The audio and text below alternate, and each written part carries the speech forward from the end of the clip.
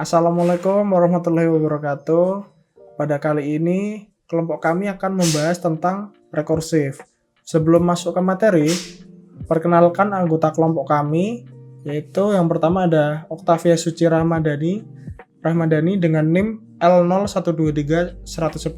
Yang kedua ada Muhammad Rifai Ageng Pamudi dengan NIM L0123098.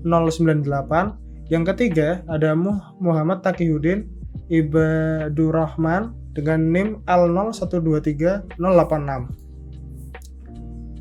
Oke, jadi kami di sini membuat dua contoh soal ya, seperti yang di bawah ini. Soal pertama yaitu 1 plus 2 plus 3 plus sampai dengan plus N. Terus yang kedua yaitu combination dari N dan K. Untuk soal pertama, yaitu jumlah deret aritmatika, pertama kita gunakan recursive solution. Terdapat dua case, yaitu pertama base case, jika N sama dengan 0, maka sum N sama dengan 0. Dan recursive case, yaitu jika N lebih dari 0, maka sum N sama dengan N plus sum N minus 1. Untuk kodenya, def sum N, jika N sama dengan 0, maka mengembalikan nilai 0. Jika bukan, mengembalikan N plus sum N minus 1. Lalu kita input nilai N sama dengan input nilai N. Dan kita cetak dengan print F jumlah deret sama dengan sum N. Untuk contohnya, kita input nilai N 0. Maka didapatkan jumlah deret sama dengan 0. Lalu kita coba lagi untuk nilai lain.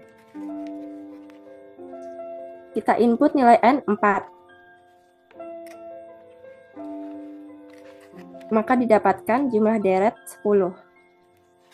Kedua, untuk yang closed form solution.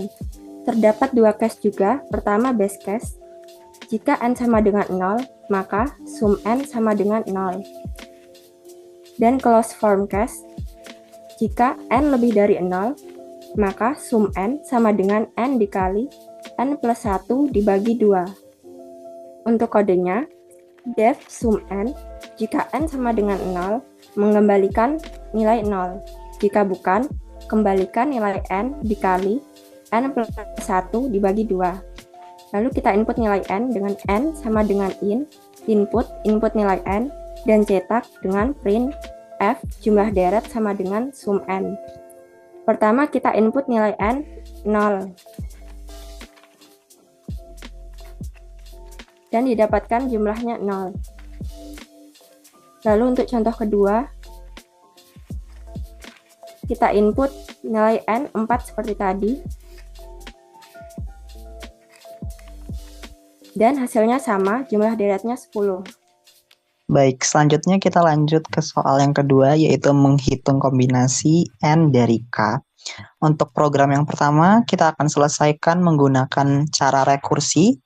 Untuk base case-nya sendiri terdapat dua, yaitu yang pertama ketika K sama dengan 0 atau K sama dengan 1, maka C N,1 sama dengan N. Sedangkan base case yang kedua, jika N sama dengan N, maka Cn, N sama dengan 1. Sedangkan untuk bentuk fungsi rekursifnya adalah Cn, K sama dengan Cn-1, K-1 plus Cn-1, K. Baik, berikut adalah implementasi dari kombinasi secara rekursif. Yang pertama, kita definisikan dulu sebuah fungsi combination dengan parameter N dan K. Jika K sama dengan 0 atau K sama dengan N, maka mengembalikan nilai 1. Jika K sama dengan 1, mengembalikan nilai N. Jika selain itu, maka mengembalikan nilai combination dengan parameter N-1, K plus combination dengan parameter N-1, K-1. Kemudian kita meminta input dari user dengan variabel N sebagai input nilai N dan juga K sebagai input nilai K. Langsung saja kita coba untuk masukkan nilai N-nya sama dengan 5. dan K-nya sama dengan 5, maka akan terjadi base case yaitu menghasilkan 1. Kemudian kita akan coba lagi. Misalkan input nilai N sama dengan 5 dan nilai K sama dengan 1, maka menghasilkan nilai 5 seperti yang ada di base case juga. Next, kita coba angka yang lain. N sama dengan 5 dan juga K sama dengan 3. Maka berdasarkan fungsi rekursif akan didapatkan hasilnya sama dengan 10. Kita next ke cara selanjutnya.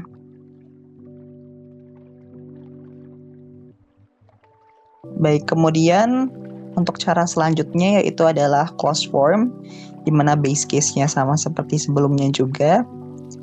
Dan untuk closed form case-nya kita akan menggunakan persamaan atau rumus kombinasi sendiri, yaitu adalah n faktorial per K faktorial dikali N min K faktorial.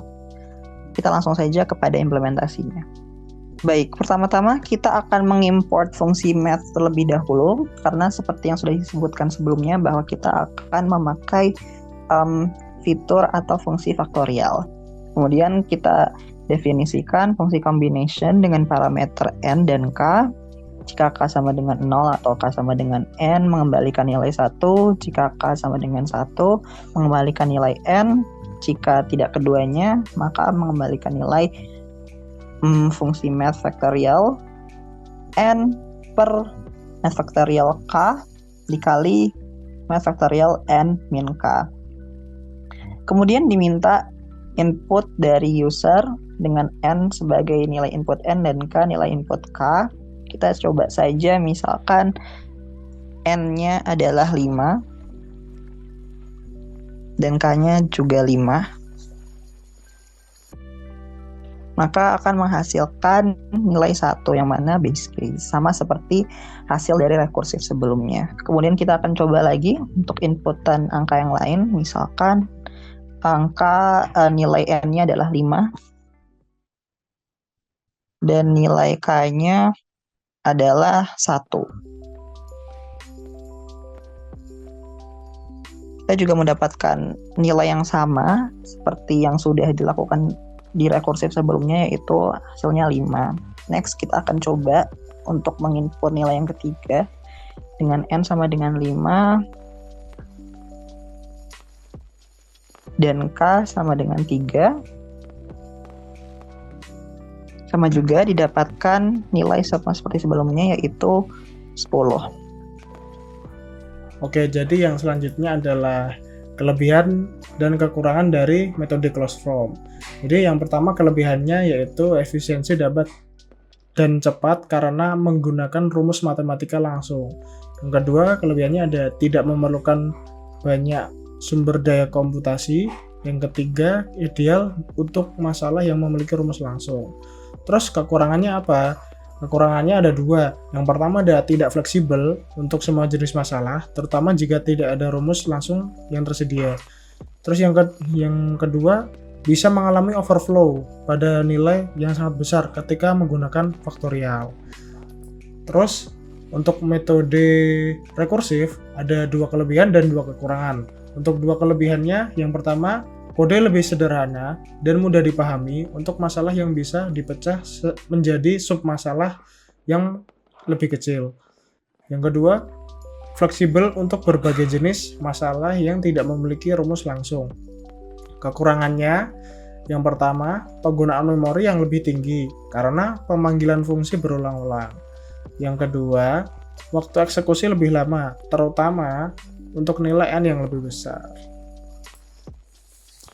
Oke, jadi itulah penjelasan dari rekursif. Apabila ada salah kata, mohon maaf. Jika ada yang ditanyakan, boleh chat di kolom komentar. Sekian dari kelompok kami. Wassalamualaikum warahmatullahi wabarakatuh.